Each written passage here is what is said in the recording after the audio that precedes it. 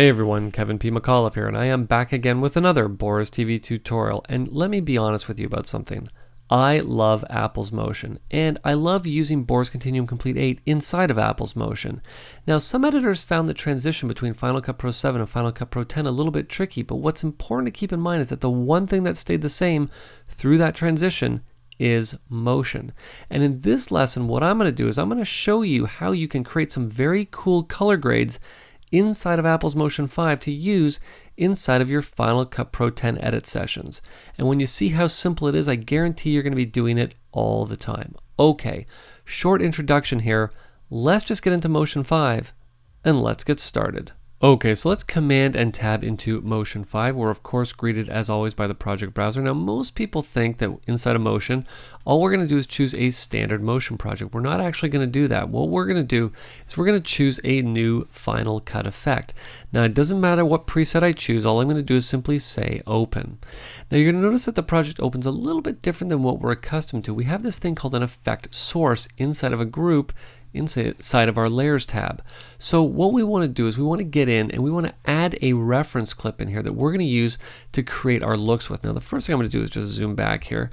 There we go on the canvas just a little bit, just so that I can see everything inside of the frame. Okay, so let's just choose a clip as a reference. Why don't we choose, why don't we choose this shot with the horses? Why not?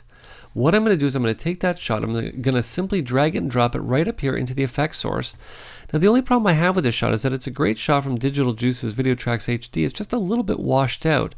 The horse needs to be a little bit more vibrant in color, and this horse here, you'll notice, as much as it is black, it's not as black as it needs to be.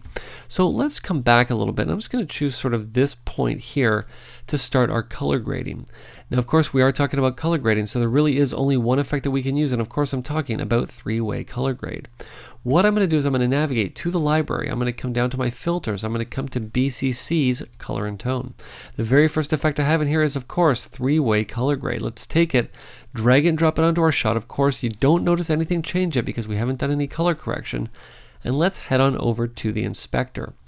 Now normally when I do my color correction, in this case, like I said, I want to add more color to this shot. Most people think, okay, well, let's get in and just start adding more saturation. The only problem is as you add more saturation, that horse becomes very orange. And that's not what I want. I want it to be to become more of a brownish orange. So how do we do that? Well, let's first set our saturation back to 0. And I'm going to do this by simply adjusting the lift, gamma, and gain. And that's very easy to do. All I'm going to do is simply take my blacks and crush them a little bit, just like that. I'm going to bring my mids up, or the gamma, up a little bit. And I'm just going to bring my highlights down a little bit here, or of course the gain.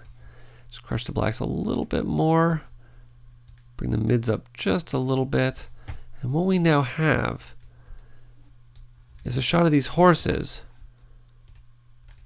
that is a lot better than it was before. You'll see. Very washed out, looking much better. Didn't have to add any saturation to this. Now you know what? If this was sort of a standard crushed blacks look that I wanted to go with, then let's actually just even crush the blacks a little bit more here. It's kind of like that. Let's say this sort of Saving Private Ryan, very crushed blacks look was a look that I like to go with.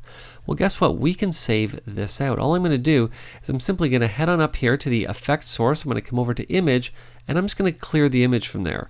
Now, of course, you'll see that the three-way color grade is still applied.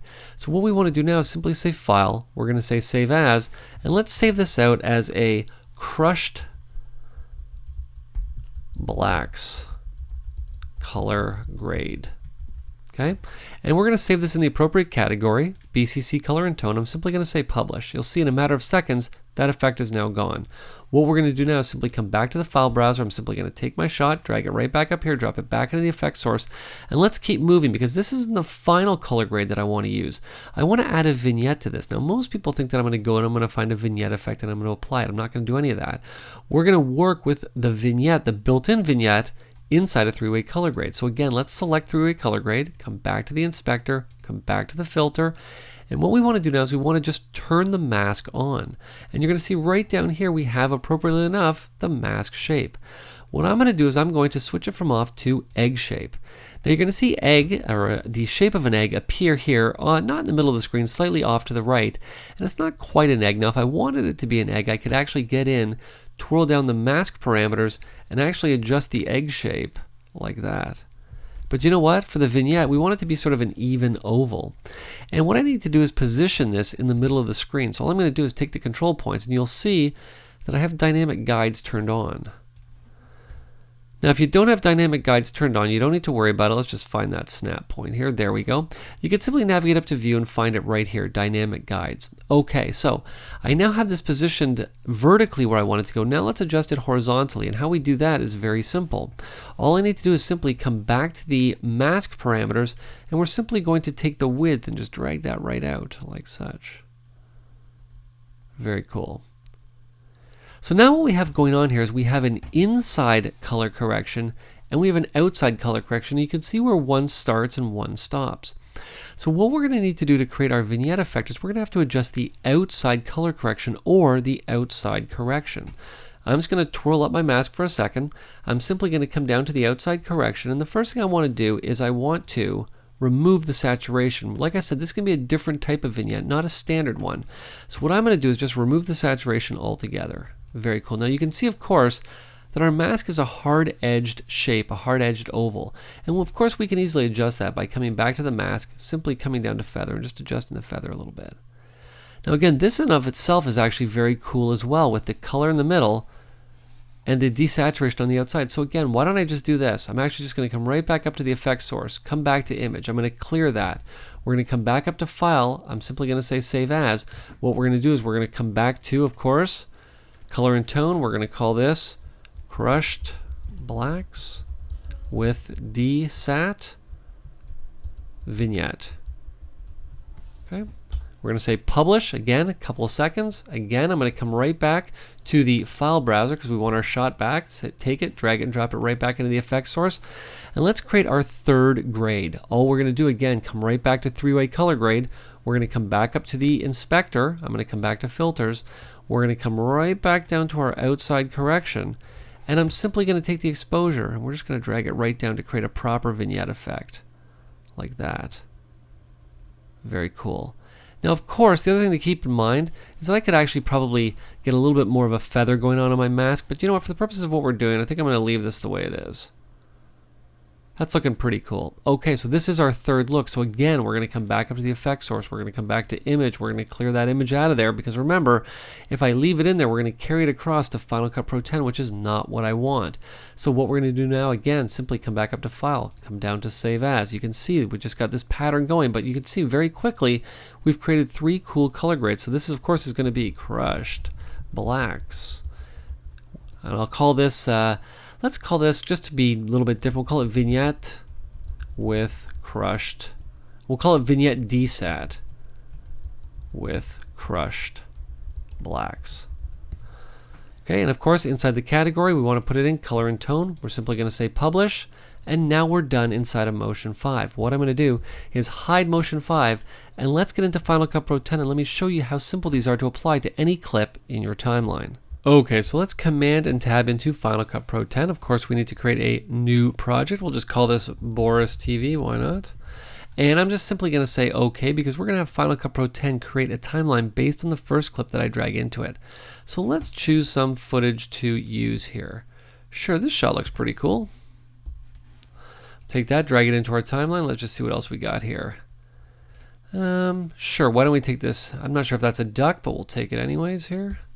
Take that, drag and drop it right down there, and let's come back up and we'll just choose one of the first shots here. Sure, why not? This is a nice, vibrant, colorful shot, so I think this one will actually work very well. Just take it, drag it, and drop it into our timeline. Very nice. Okay, so how do we apply these color grades? Well, they're actually very simple. What we're going to do is we'll just come right on over here to our effects, all audio and video effects. What I want to do is simply navigate down to where I saved these looks to, which is inside of color and tone. You'll see that once I select color and tone, we now have our three looks, and you'll see that I can actually skim over top of them and get a preview of what they look like. And if I wanted to just go with my standard crushed blacks, no problem. There we go. But you know what? For this next shot here, I want to go with that crushed blacks, but with the vignette where we don't have any exposure change around the edges. Well, you know what? No problem. What we're going to do is simply take this one right here, drag it and drop it right onto our shot. And you'll see that with our last one here, we want to take, and I'm just going to come right down here, we want to take our proper vignette, We're going to take that and drag it and drop it here and drop it on and take a look at that. We can now come right back to the beginning, hit play, and watch these play back in real time. You can see there's our little vignette there. And last but certainly not least, there's our last vignette shot. Of course with our crushed blacks, with our desaturation, and with our color change.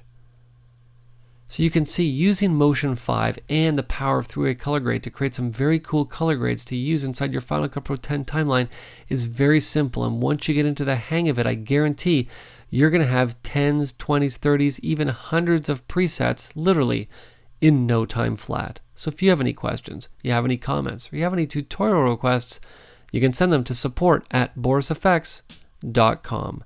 This has been Kevin P. McAuliffe. Thanks a lot for watching.